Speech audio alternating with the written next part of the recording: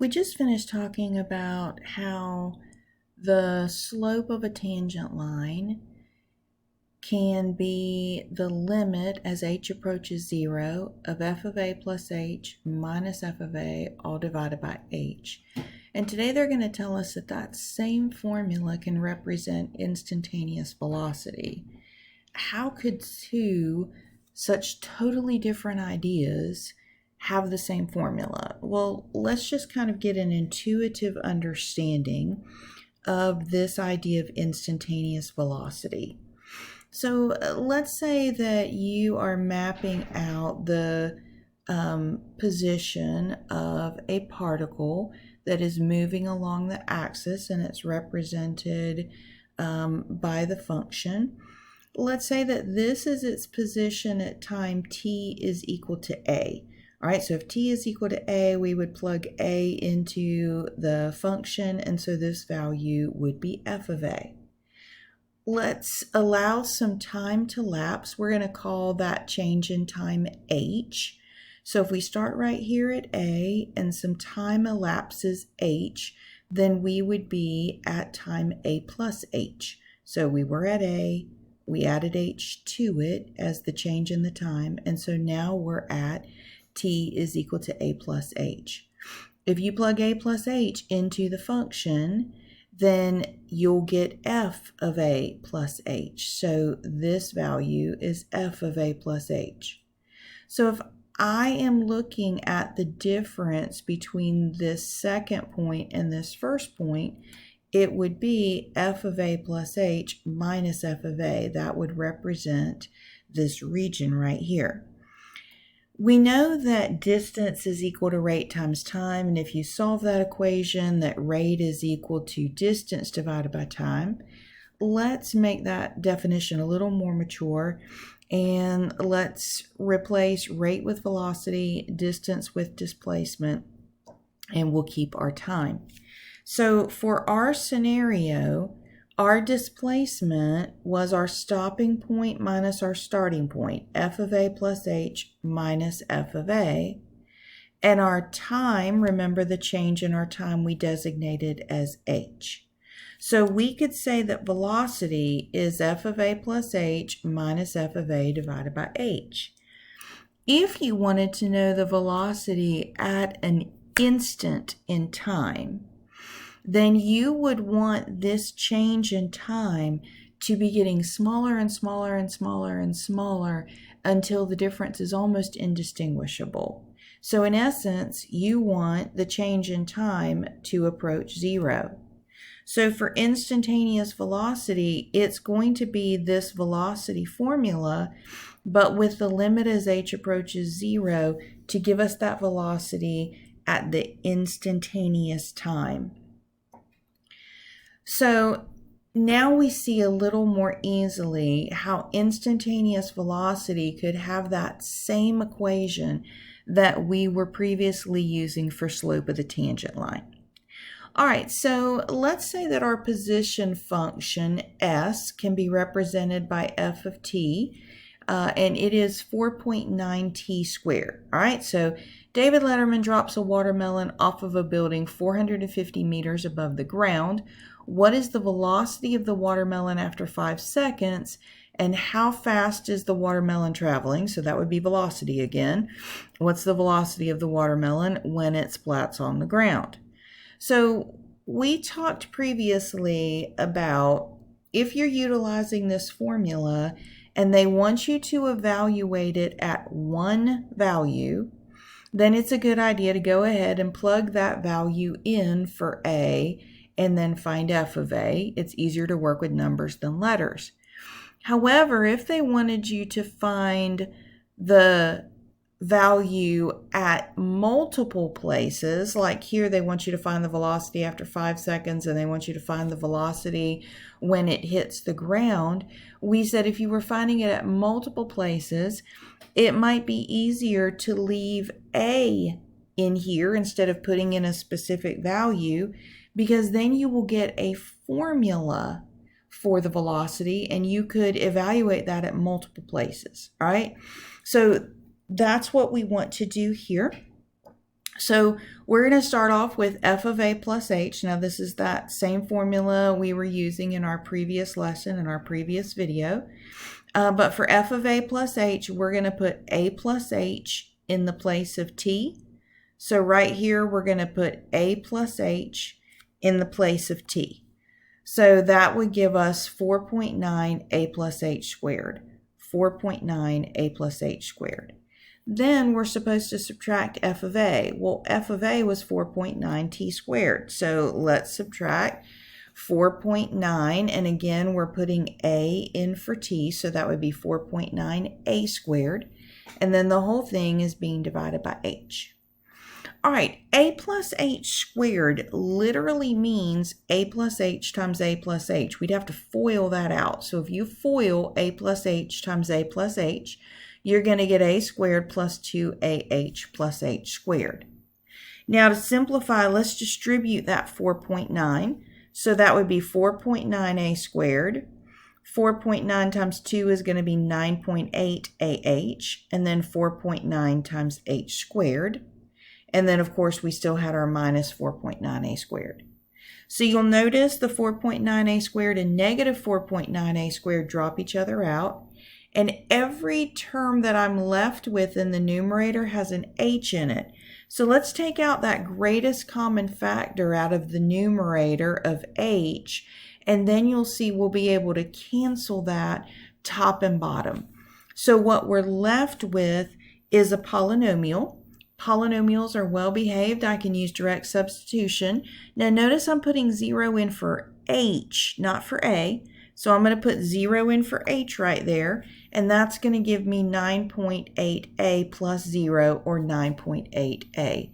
And physics people, this is ringing some extra bells with you. Okay, so now that we know our formula for velocity, that velocity is 9.8a. Now we can answer the question they asked, what's the velocity after 5 seconds? So we can just put 5 in for a, and we'll have 9.8 times 5 is 49 meters per second. All right, the second thing they said was find the velocity when the watermelon hits the ground. But they didn't tell me how long it takes for the watermelon to hit the ground, so I don't know what my time is that I'm supposed to be plugging in here. Okay, so let's go back to the original position function that was given to me.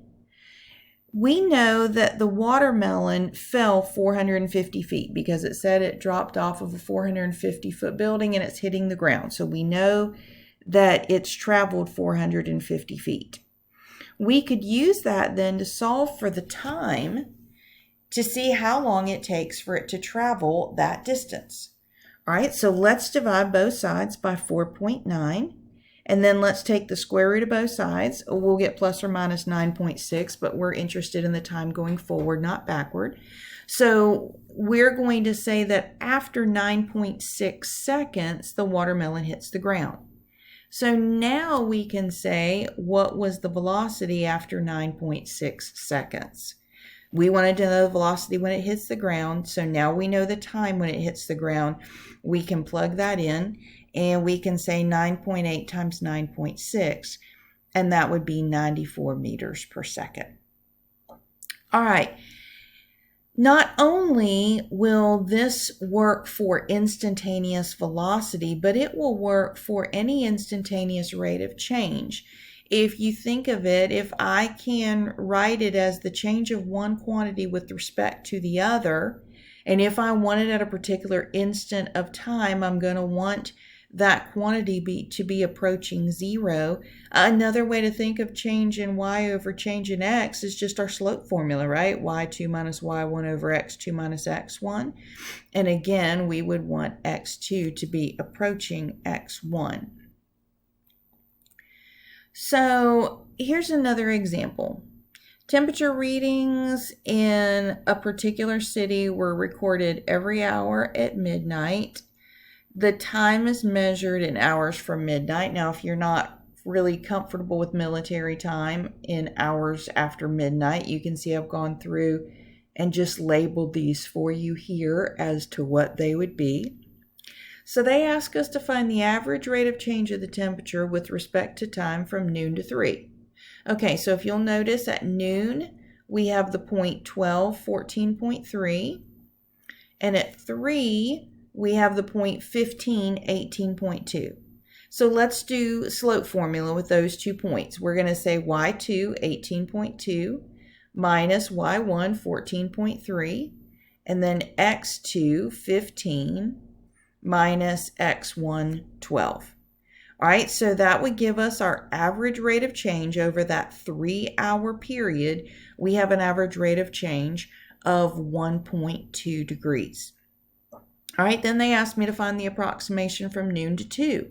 All right, so again, I've got the ordered pair 12, 14.3, and at 2, I've got the ordered pair 14, 17.3. So if we do y2 minus y1 over x2 minus x1, over that 2-hour interval, the average rate of change was 1.5. Then we could find it from noon to 1. So again, noon, the ordered pair is 12, 14.3. 1, the ordered pair is 13, 16. So y2 minus y1 over x2 minus x1 gives us that rate of change to be 1.7. So here's what we're doing. We would really like to know what the rate of change of the temperature is at noon. And so when we would do this before, if we were approaching noon, we would use values. Let's say that we're referring to noon here as 0. We would use values like 0.1, 0.01, 0.001. But unfortunately, they didn't take the temperature at 12:01 or at 12.001 or at 12.0001. All that they did was took it hourly. And so basically what they've done here is they've said, okay, let's find the rate of change from 3 hours away, and then from 2 hours away, and then from 1 hour away. And each of these is a successive approximation that's getting closer and closer and closer to giving us the value at the instant x is equal to 12. But that's the best this approximation can give me. So here's another idea. If instantaneous rate of change is the same thing as slope of the tangent, because they have the same formula, right? Then here's what I could do. Since I can't get any more precise from the values that I was given, what if I graph those values? So let's take that table of values that we have and let's graph that. And then I'm interested in knowing what is the rate of change at 12 noon. Well, the rate of change would be the same as the slope of the tangent line at 12 noon. So let's draw a tangent line and let's identify 2 points on that tangent line. So the 2 points that we've identified here are 8.5, 8 and 14, 18.3. So just a little bit above 18, maybe you have 18.1 or 18.2. Perfectly fine. We're just getting an approximation here. All right. So if we can find the slope of this tangent line at that point, that would also tell me the instantaneous rate of change at that point. All right, so let's do slope. We're just going to do y2 minus y1 over x2 minus x1, and that gives me 1.9. And so since that is the slope of that tangent line, it is also the instantaneous rate of change of the temperature at 12 noon. So again, slope of the tangent line, same thing as instantaneous velocity, same thing as instantaneous rate of change, and we're also about to find out that it is the same thing as the derivative. Now, calculus 1 is differential calculus. That is the calculus of derivatives. And so these are other ways that we can define the derivative. So in essence, when they had us going through and finding the approximation from noon to 3, that would be like if I plotted 12 noon and I plotted 3 p.m. and I connected those. That would give me the approximation to this tangent line.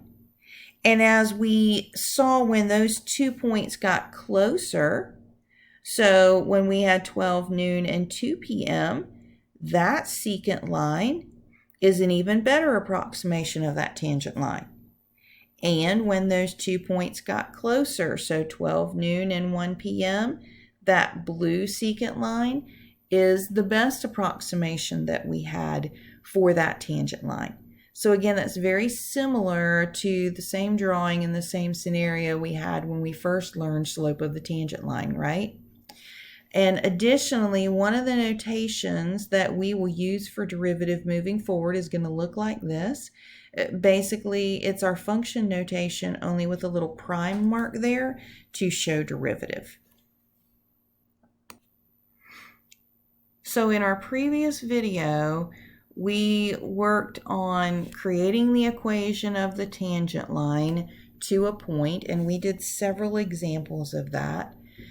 So in essence, what we know now is that if they ask me to find the slope of the tangent line, f of x is equal to x squared minus 2 at the point x equals 3, or if they said find the instantaneous rate of change of that equation at time t is 3, or find the instantaneous rate of change of the temperature when x is equal to 3, or find the derivative of that equation when x equals 3. We also could write derivative this way when x equals 3, or we could write derivative this way with 3 in the place of x telling me to put 3 in. Every single one of those things would tell me to do the exact same work that we had done previously.